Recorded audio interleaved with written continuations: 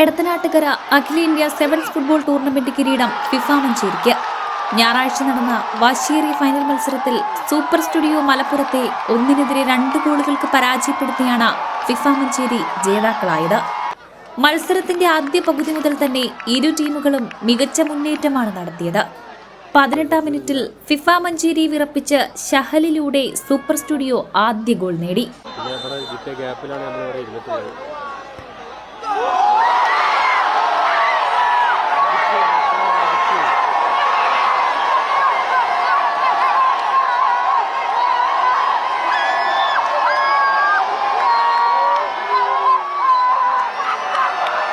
രണ്ടാം പകുതിയിൽ പ്രതിരോധവും ആക്രമണങ്ങളും ശക്തമാക്കിയ ഫിഫ മഞ്ചേരി 31-ാം മിനിറ്റിൽ അർണോൾഡിലൂടെ ഗോൾ മടക്കി.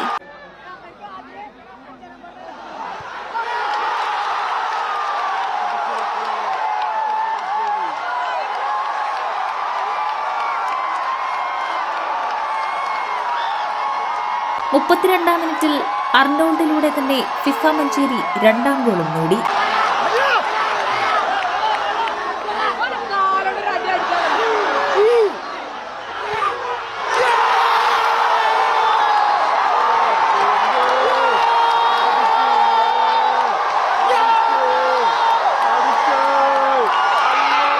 തുടർന്ന് ഗോൾ മടക്കാൻ സൂപ്പർ സ്റ്റുഡിയോ പൊരുതിയെങ്കിലും ഫലമുണ്ടായില്ല.